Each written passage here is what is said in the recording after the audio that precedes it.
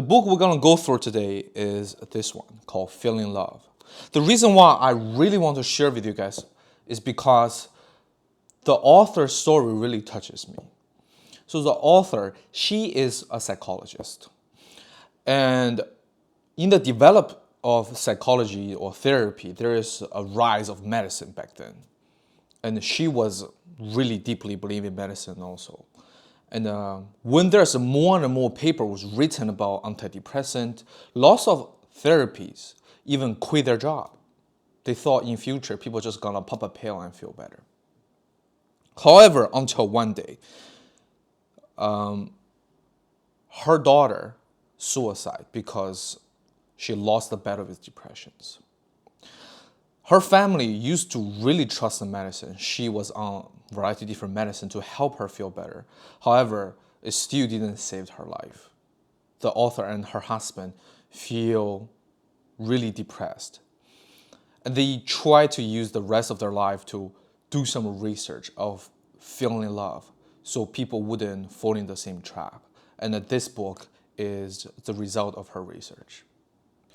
Because the author said, we as a parents, like our whole family love our daughter, like a lot. And especially she is a therapy. They both materially and mentally give enough support. But the kids just don't feel it. And you probably even met people like this in your life. No matter what you do, right, material support or mental support, you cannot make them feel loved. Or to an extent, are you that kind of person also that have a hard time to feel love? And this book may give you a really good answer. Right off the bat, he gave an example of one of her patients. Her name is Monica. So Monica used to be her patient. However, she had a really terrible relationship with her boyfriend. And later on, she had some really bad diseases and she had to live in the hospital full time. Until one day, the doctor called her, say, hey, your patient, her organ start collapsing. I'm not sure she can survive over the next 3 days. You should come here to visit her. It got her really worried, so she rushed to the hospital to meet the patient. But something shock happened. When she just walked into the patient room, Monica jumped out of bed. Say, come here, come here. Shut the door. I have some secret to tell you. It got her really confused and she started talking about her experience in the hospital. She said, you know what? I met a man. She's my new boyfriend. I ditched the old boyfriend. And I even bribed the nurse so we have some private time in the hospital parking lot in his car while I have some tube attached to me. And this patient just started talking about like, in future we're gonna get married, we're gonna go travel. But the author do not want to make her feel losing hope. To tell her, oh, I'm sorry, like I'm here is actually because your doctor tell me you no longer have that much time.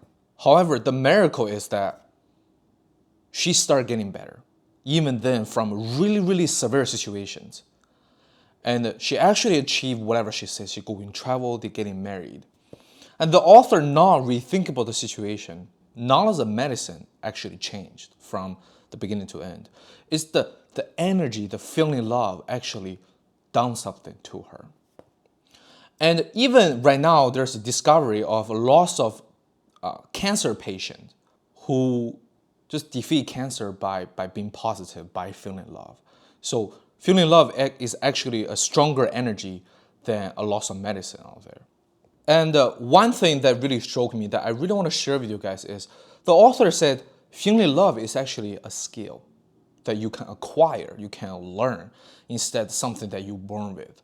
So let's actually dive in. How can we feel more loved?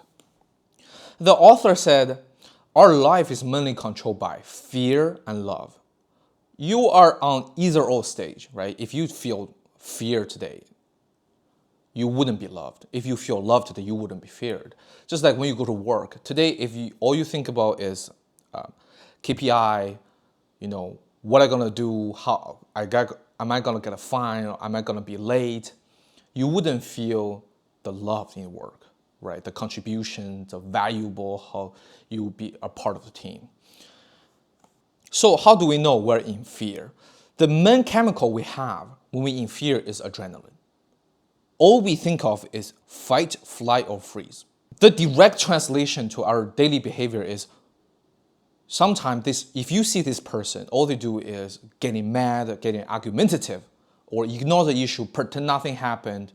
Even you sit across from them, they just rather text you than talk to you, or they just panic, don't know what to do, fumbled. Then you can judge like you or this person is in fear stage. So how about love? When we have love, we have this chemical called oxytocin. You may heard this chemical from pregnant, but lots of scientists is actually call this chemical called the love chemicals. When you fall in love with someone or when a lady are pregnant with babies, this chemical make people feel in love. And the number one function or beneficial for feeling love or have lots of oxytocin in your body is they actually defeat lots of your stress. They will decrease your endorphin. If you read a lot of brain science or psychology book, you will probably familiar with endorphin. When you have a stressful situation, you have a loss of endorphin that's storage in your body. And for the long time chronic endorphin, it can cause lots of issues. That's just why you see lots of people after a big project or a depressed episode, they have lots of body problems. Their heart issues, they have blood pressures, etc. The scary part is scientists actually find even kids sometimes may have these stress chemicals in them.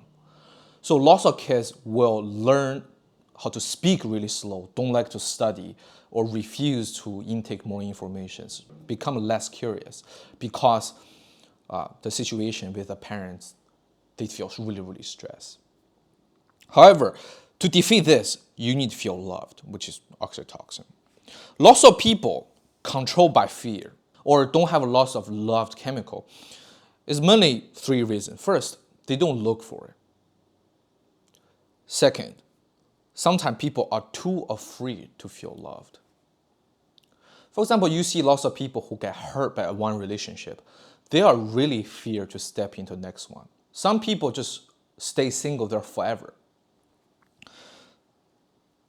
However, the most common one is the third reason why people don't have enough love chemical. Is they looking in the wrong place to feel loved. Lots of people think material that will bring me loved. For example, when you go into a new city, you thought, when I have my own house, I will feel secure and I will feel loved. But when you really get there, you don't have that secured. So what you do? You thought, oh, maybe when I pay back the loan, I will feel secure. Maybe I own luxury bags. Maybe I have a better credit cards. On life journey, lots of people's life become a better and better, but they yet make them feel any more loved. The main reason why is they're actually looking at the wrong angle. They thought that's something that will bring them loved, but in reality, that is totally misconceptions. In the book, the author said, your ability to feel loved is really depends on people. It really depends on how is your relationship when you was a baby with a caretaker or your parents. One of the most shocking find in study of babies is when a kid is born, their neural connection is disordered. There's no one specific pattern that all babies shares. How their brain was constructed or what linked together, it really depends on the relationship between parents and kids. And that's the reason why you see lots of people think blaming is loved. If you have a parents when you grow up, your dad or your mom always telling you, you're not good enough, you should do this, you are stupid. I'm saying this to you is because I'm treating you right. This is what love's supposed to be. This person's neural connection between feeling loved will connect to blame. So when they grow up, they more tend to find a significant others who will blame them because they thought that's how feeling love is supposed to be. Even the new significant others treat them right, treat them in a good manner, make them feel loved. they will still feel strange and threatened by that good feelings, which is sad. After the explanation, so how can we have more oxytocin? I'm sure everybody wants to feel loved. So first, most oxytocin generated, or the love chemical generated by face-to-face non-verbal communications. You will see so many people have failures on online dating. Why? Because when you have a conversation online, you don't have this face-to-face non-verbal communications. That's the reason why every time you guys meet up, it turns into awkward. Or lots of people's online dating experience is that it don't last long. Because online, when you talk to each other, you back and forth saying ABC, you have this excitement. You have this excitement instead for feeling love experience. Second character of oxytocin is if you don't feel loved, it's almost impossible for you to make others feel loved. You see lots of parents, you can clearly tell their cup is empty. So they almost cannot help their kids to feeling better. Just imagine this. You are really busy, you have some big project coming up tomorrow, and your boss will criticize you a lot. When you come home, even though you're already tired, you have to cook.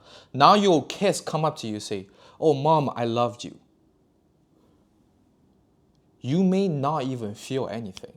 You may tell, "Oh, I love you too, go play, go play." Mom is busy.